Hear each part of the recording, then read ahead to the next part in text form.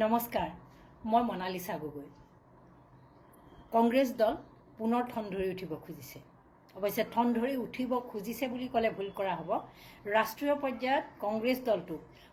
পুনৰুজ্জীৱিত কৰিব খুজিছে ৰাহুল গান্ধীয়ে। ৰাহুল গান্ধী বিৰোধী দলৰ নেতা হিচাপে নিৰ্বাচিত হোৱাৰ পাছত আৰু বিগত লোকসভাৰ নিৰ্বাচনত যেতিয়া আগতকৈ আসনৰ সংখ্যা বৃদ্ধি পালে, 2019 আৰু 2014 যদি ফলাফলটো চোৱা যায়, তাতকৈ কংগ্ৰেছৰ আসন যথেষ্ট পৰিমাণে বৃদ্ধি পোৱাটোৱে আচলতে তেওঁলোকক উৎসাহী কৰিলে, বিশেষকৈ ৰাহুল গান্ধীক উৎসাহী কৰিলে। তাৰোপৰি ৰাহুল গান্ধীয়ে যি ভাৰত জোৰো যাত্ৰা কৰিছিল, সেই যাত্ৰাৰ পিছত তেওঁ এটা কথা উপলব্ধি কৰিলে যে ভাৰতবৰ্ষৰ জনতা,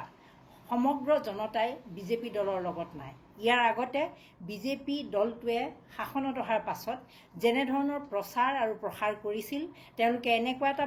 ধাৰণাৰ সৃষ্টি কৰিছিল যে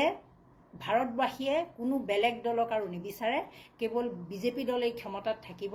নৰেন্দ্ৰ মোদীয়ে তেওঁলোকৰ নেতা আৰু তেওঁলোকে কোনো বেলেগ দলৰ শাসন ভাৰতত আৰু নিবিচাৰে। যিহেতু সংখ্যাৰ ফালৰ পৰা, বছৰৰ ফালৰ পৰা কংগ্ৰেছ দল যথেষ্ট দিন ভাৰতত শাসনত আছিল, গতিকে ৰাহুল গান্ধী যিহেতু ইমান এক্টিভলি পলিটিক্সৰ লগত জড়িত হৈ থকা নাছিল, বা তৃণমূল পৰ্যায়ৰ লোকৰ লগত তেওঁৰ যিহেতু সম্পৰ্ক খুব গভীৰ নাছিল, গতিকে ভাৰত জোৰো যাত্ৰাৰ আগলৈকে তেওঁ সেই ধাৰণাটো যিটো বিজেপিয়ে সৃষ্টি কৰিছিল, ছ'চিয়েল মিডিয়া বা বিভিন্ন প্লেটফৰ্মৰ জৰিয়তে, আনকি গুডি মিডিয়াৰ হেল্প লৈ যি এটা ধাৰণাৰ সৃষ্টি কৰিছিল, সেই ধাৰণাতে তেওঁ ভুল গৈ আছিল আৰু তেওঁ ভাবিছিল যে ভাৰতত আৰু বিকল্প চৰকাৰৰ কথা বহুদিনলৈ নাহিব। কিন্তু যেতিয়া তেওঁ ভাৰত জোৰো যাত্ৰা কৰিলে, যেতিয়া তেওঁ কন্যাকুমাৰীৰ পৰা কাশ্মীৰলৈ নিজে পদব্ৰজে গ'ল, তেতিয়া তেওঁ উপলব্ধি কৰিলে যে বিজেপি চৰকাৰখনে যেনেধৰণে দাবী কৰিছে, দ্বিতীয়টো কাৰ্যকাললৈকে যেনেধৰণে তেওঁলোকে দাবী কৰি আহিছে যে তেওঁলোকে ভাৰতবৰ্ষত বৈপ্লৱিক পৰিৱৰ্তন আনিছে, ভাৰতবৰ্ষৰ জনতাৰ কোনো সমস্যা নাই, এই ধৰণৰ যিবোৰ দাবী কৰি আহিছে, বিকাশৰহে কেৱল ৰাজনীতি চলিছে, সেইবোৰ আচলতে নহয়। ভাৰতৰ জনতাৰ সমস্যাৰ সীমা সংখ্যা নাই। তেওঁ ট্ৰাক ড্ৰাইভাৰক লগ পালে, সেইসকলৰ লগত কথা পাতিলে, তেওঁ গাড়ী মেকানিকৰ লগত লগ পালে, সেইসকলৰ লগত কথা পাতিলে, তেওঁ কৰ্ণাটকৰ মহিলাসকলক গাড়ীত ৰাজহুৱা পৰিবহণত যেতিয়া গ'ল আৰু তেওঁলোকৰ লগত যেতিয়া কথা পাতিলে, তেতিয়া তেওঁলোকে গম পালে, তেওঁ দলিত সম্প্ৰদায়ৰ লোকসকলৰ লগত কথা পাতি গম পালে যে তেওঁলোকৰ সমস্যাবোৰ আগতকৈ বাঢ়িছেহে। আগৰ চৰকাৰবিলাকৰ দিনত যিমানবোৰ সমস্যাত তেওঁলোক জৰ্জৰিত আছিল, তাতকৈ বেছি সমস্যাহে এওঁলোকে এতিয়া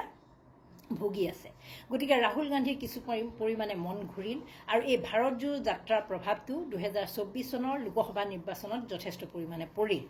তাৰ ফলত যি কংগ্ৰেছ দলে বিগত 2014 চনত 543খন আসনত মাত্ৰ 60খন আসনত জয়লাভ কৰিছিল, 2019 চনত যথেষ্ট কম সংখ্যক আসনত তেওঁলোকে জয়লাভ কৰিছিল, 50খন আসনত। এতিয়া 2024 চনত সেই আসনৰ সংখ্যা কিন্তু 99খনলৈ বৃদ্ধি পালে। গতিকে ৰাহুল গান্ধীয়ে ভাবি চালে যে বিকল্প ৰাজনীতি মানুহে বিচাৰি আছে, তেওঁলোকৰ পুনৰ প্ৰত্যাৱৰ্তন সম্ভৱ। কিন্তু সমস্যাত কেৰুণ ক'ত সমস্যাৰ সৃষ্টি হৈছে, কি কাৰণে কংগ্ৰেছ দলটো বাৰে বাৰে বিধ্বস্ত হৈছে, কিয় বিভিন্ন ৰাজ্যৰ যিবোৰ নিৰ্বাচন চলি আছে, বিধানসভাৰ যিবোৰ নিৰ্বাচন, সেয়া লাগিলে হাৰিয়ানাই হওক, সেয়া লাগিলে মহাৰাষ্ট্ৰই হওক, সেয়া লাগিলে ৰাজস্থানেই হওক, মধ্যপ্ৰদেশেই হওক, সকলোতে কিয় কংগ্ৰেছ দলটো বিধ্বস্ত হৈছে। যদি জনতাই বিকল্প বিচাৰিছে, যদি শাসক দল যিটো চলি আছে, এইবোৰ ৰাজ্যত মই যিকেইখনৰ কথা উল্লেখ কৰিলোঁ, সেইকেইখনত বিজেপি চৰকাৰ চলি আছে, তথাপিতো যদি জনতাই বিকল্প চৰকাৰ যদি বিচাৰিছে, তেনেহ'লে কংগ্ৰেছ বা বিৰোধী মিত্ৰজোঁটক কিয় আঁকোৱালি নল'লে, এই প্ৰশ্নটো তেওঁৰ মনলৈ বাৰে বাৰে আহিছিল। আৰু তেওঁ শেষত যি অবজাৰভেশ্যন কৰিলে, সেই অবজাৰভেশ্যনত এটা কথা গম পালে যে কংগ্ৰেছত আচলতে বহুত দিনৰ পৰাই লবি ৰাজনীতি চলি আছিল। যিসকল জ্যেষ্ঠ নেতা, সেইসকলেই আগভাগ লৈ আছিল। কনিষ্ঠ যিসকল যুৱ নেতা, তেওঁলোকক আগবাঢ়ি আহিবলৈ দিয়া হোৱা নাছিল, যিটোৰ কাৰণে কংগ্ৰেছ দলৰ মাজত বিসম্বাদৰ সৃষ্টি হৈছিল, বিক্ষোভৰ সৃষ্টি হৈছিল আৰু দলটোৰ প্ৰতি যুৱকসকল আগবাঢ়ি আহিব খোজা নাছিল। আপোনালোকে গমেই পায়, অসমৰ ক্ষেত্ৰত ৰাহুল গান্ধীয়ে সেই বৈপ্লৱিক সিদ্ধান্তটো ল'লে যে ৰাহুল গান্ধীয়ে এগৰাকী যুৱ নেতা, কংগ্ৰেছ দলৰ সৰ্বভাৰতীয় পৰ্যায়ৰ এগৰাকী নেতা গৌৰৱ গগৈক অসম ৰাজ্যিক কংগ্ৰেছৰ সভাপতিৰ দায়িত্ব দিলে। এতিয়া মই গৌৰৱ গগৈ কথাটো ক'ব খোজা নাই, কাৰণ গৌৰৱ গগৈ সম্পৰ্কত আপোনালোক সকলোৱে জানে। কিন্তু বিভিন্ন ৰাজ্যত ৰাহুল গান্ধীয়ে তেওঁৰ টীমটো সলনি কৰি পেলাইছে। একেবাৰে সলনি কৰি পেলাইছে যিসকল ইউথ ফেচ যিসকলক আমি যুৱ মুখ বুলি কওঁ তেওঁলোকৰ নেতৃত্বত দলটো আগবঢ়াটো বিচাৰিছে সেই ধৰণে তেওঁ যেনেধৰণে আগবাঢ়িছে তাত তেওঁ ৰাজস্থানত প্ৰাধান্য দিছে শচীন পাইলটক শচীন পাইলট কোন আপোনালোকে জানে কেন্দ্ৰীয় মন্ত্ৰী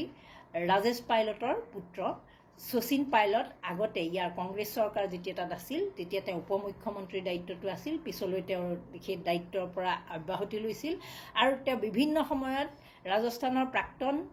যি মুখ্যমন্ত্ৰী অশোক গেহলটৰ লগত মনোমালিন্য আছিল আৰু সেই বিগত যি ৰাজস্থানৰ নিৰ্বাচন হৈছিল সেই ৰাজস্থানৰ নিৰ্বাচনত তেওঁ পুনৰবাৰ কংগ্ৰেছ দল ক্ষমতালৈ অহাটো বিচৰা নাছিল কাৰণ তেওঁ জানিছিল যে কংগ্ৰেছ দল ক্ষমতালৈ আহিলেও তেওঁ মুখ্যমন্ত্ৰী পদত অধিষ্ঠিত হ'ব নোৱাৰিব সেয়ে শচীন পাইলটে বিগত দিনবিলাকত আচলতে বিচৰা নাছিল যে পুনৰ ৰাজস্থানত কংগ্ৰেছ দলটো আহক সেই ফল শচীন পাইলটে বিচৰা ধৰণেই ফল হ'ল বিগত নিৰ্বাচনত কংগ্ৰেছ দলটো তাত বিধ্বস্ত হৈ পৰিল আৰু বিজেপিয়ে ক্ষমতা ল'লে কিন্তু এতিয়া ৰাহুল গান্ধীয়ে বিচাৰিছে যে সেই ভুলটো যাতে শচীন পাইলটে নকৰে শচীন পাইলটক তেওঁ দায়িত্ব দিছে যে তুমি এতিয়া দায়িত্বটো লৈ লোৱা আৰু দায়িত্বটো লৈ অহা নিৰ্বাচনলৈকে প্ৰস্তুতি সম্পূৰ্ণ কৰা আৰু যদি ক্ষমতালৈ আহে তেনেহ'লে কংগ্ৰেছ দলটো তাত যদি পুনৰবাৰ ক্ষমতালৈ আহে তেনেহ'লে মুখ্যমন্ত্ৰী ফেচ হিচাপে তুমিয়েই থাকিবা ঠিক সেইদৰে হাৰিয়ানাৰ ক্ষেত্ৰত হাৰিয়ানাত সকলোৱে ভাবিছিল যে কংগ্ৰেছ দল ক্ষমতালৈ আহিব একেবাৰে সম্ভাৱনা আছিল কাৰণ তাত বিজেপি দলৰ বিৰুদ্ধে স্বৈৰাচাৰী কিছুমান বিভিন্ন ধৰণৰ অভিযোগ উত্থাপন হৈছিল দুৰ্নীতিৰ অভিযোগ উত্থাপিত হৈছিল কিন্তু সেই সময়তো ইমানৰ পিছতো কিন্তু হাৰিয়ানাতো কংগ্ৰেছ দল বিধ্বস্ত হৈছিল বিধ্বস্ত হোৱাৰ কাৰণ আছিল কংগ্ৰেছ দলৰ দুজন নেতা ভূপেন্দ্ৰ সিং হুডা যিগৰাকী প্ৰাক্তন মুখ্যমন্ত্ৰী আৰু কুমাৰী চেলেজা তেওঁ নিজকে মুখ্যমন্ত্ৰী কেণ্ডিডেট বুলি ভাবিছিল আৰু ৰণদীপ সূৰ্যৱালা এই তিনিগৰাকীৰ মাজত মুখ্যমন্ত্ৰী কেন্দ্ৰিক সংঘাত হৈছিল যাৰ ফলত তেওঁলোকে পৃথকে নিৰ্বাচনী ৰণনীতি প্ৰস্তুত কৰিছিল যাৰ ফলত কংগ্ৰেছ দল বিধ্বস্ত হৈ পৰিছিল কিন্তু এতিয়া বিচাৰিছে ৰাহুল গান্ধীয়ে বিচাৰিছে যে হাৰিয়ানাত তেওঁলোকে এই ধৰণৰ ৰাজনীতি আৰু নকৰে এই পুৰণা নেতাসকলক তেনেধৰণৰ গুৰুত্ব আৰু দিয়া নহ'ব তাৰ বিপৰীতে এগৰাকী দলিত নেতা অশোক টোমৰক তেওঁ এগৰাকী দলিত নেতা হয় জনপ্ৰিয় যথেষ্ট তেওঁক দায়িত্ব দিছে সমান্তৰালভাৱে তেওঁ আন এগৰাকী সাংসদ ভূপেন্দ্ৰ সিং হুডাৰ পুত্ৰ দীপেন্দ্ৰ হুডাকো যথেষ্ট পৰিমাণে তাৰ দায়িত্ব দিছে আনকি দীপেন্দ্ৰ হুডাক বিভিন্ন ৰাজ্যলৈ পৰ্যবেক্ষক হিচাপেও পঠাইছে সিদিনা তেওঁ বিহাৰলৈ গৈছিল গতিকে এনেকুৱা ধৰণৰ কিছুমান নতুন নেতা তেওঁ সৃষ্টি কৰি সেই নেতাসকলক অগ্ৰাধিকাৰ দিয়াত গুৰুত্ব দিছে তেওঁ ৰাহুল গান্ধীয়ে বিগত দিনবিলাকত ভূপেন্দ্ৰ সিং হুডাৰ লগত বৰ এটা ঘনিষ্ঠ সম্পৰ্ক ৰক্ষা কৰা নাছিল কাৰণ তেওঁ জানিছিল তেওঁ লবি কেন্দ্ৰিক ৰাজনীতি কৰে কিন্তু তেওঁৰ পুত্ৰ হ'লেও দীপেন্দ্ৰ হুডা কিন্তু তেনেকুৱা ব্যক্তি নহয় গতিকে দীপেন্দ্ৰ হুডাক তেওঁ আগুৱাই যোৱাটো বিচাৰিছে সেয়ে হাৰিয়ানাৰ ক্ষেত্ৰতো আচলতে দীপেন্দ্ৰ হুডা আৰু অশোক টোমৰ যিগৰাকী দলিত নেতা তেওঁৰ ওপৰত দায়িত্ব দিব বিচাৰিছে ঠিক সেইদৰে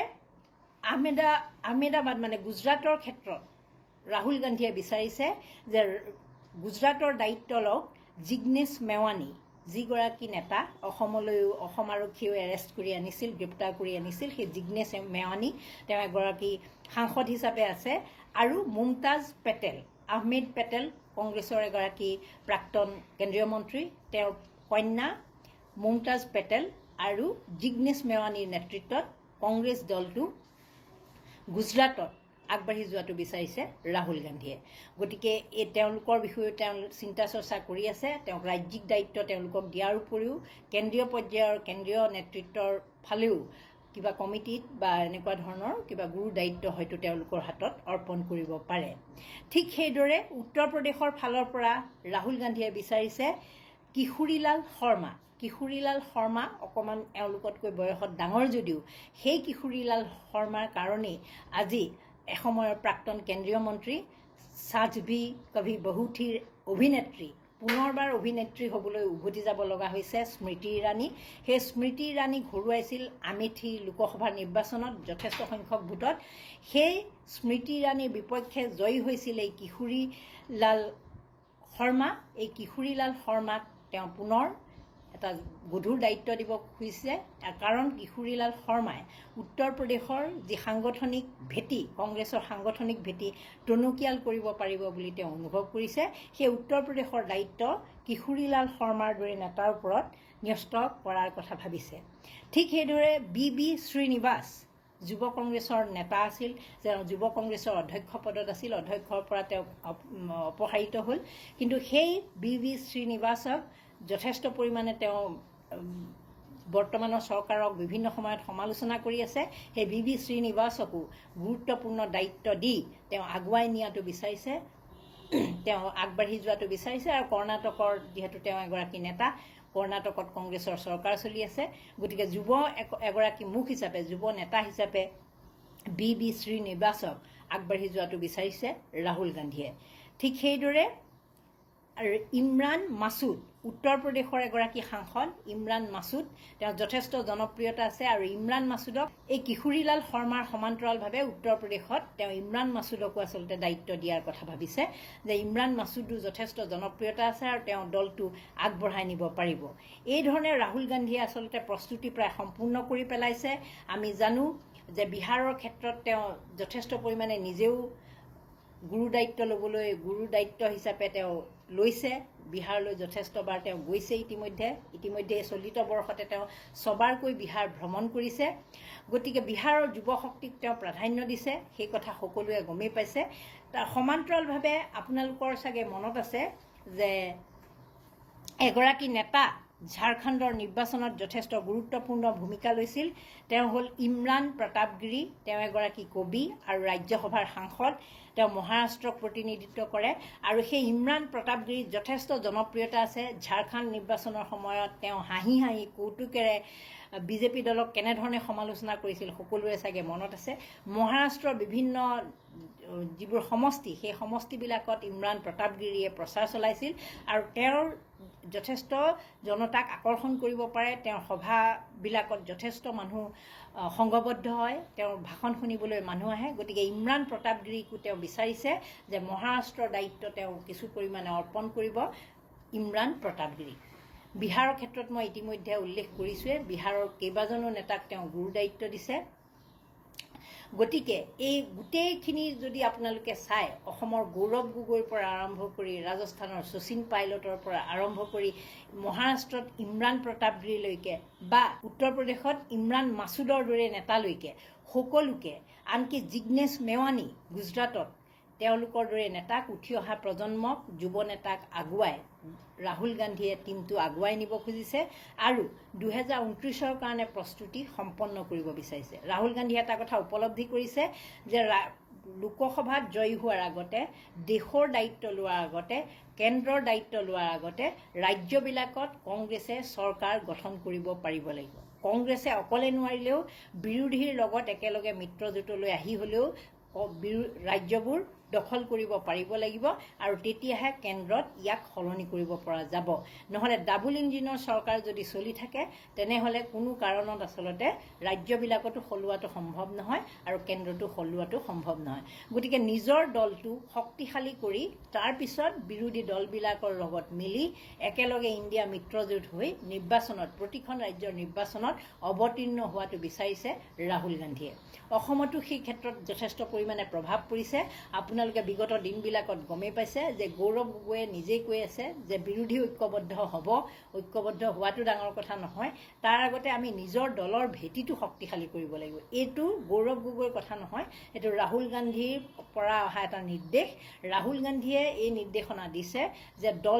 নিজৰ দলটো প্ৰথমতে শক্তিশালী কৰক তাৰ পিছত সৰু সৰু আঞ্চলিক দল বা যি দল আছে সেইবিলাকৰ লগত আপোনালোকে একেলগে ঐক্যবদ্ধ হৈ নিৰ্বাচনী ৰণত নামক কিন্তু ইয়াৰ আগতে প্ৰথমতেই যদি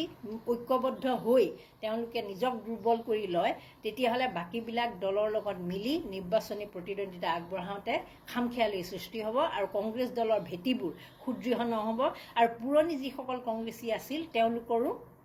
কিছু পৰিমাণে অস্বস্তিকৰ পৰিৱেশৰ সৃষ্টি হ'ব কাৰণ কংগ্ৰেছে যদি প্ৰথম অৱস্থাতেই বিৰোধীৰ লগত মিলামিছা কৰি আগবাঢ়ে তেতিয়াহ'লে যিসকল পুৰণা কংগ্ৰেছী আছিল পুৰণা কংগ্ৰেছীসকলে যিটো এক্টিভ ৰোল, যিটো সক্ৰিয়ভাৱে ভূমিকা ল'বলগীয়া আছিল, সেই ভূমিকাটো হয়তো নল'ব। গতিকে প্ৰথমতে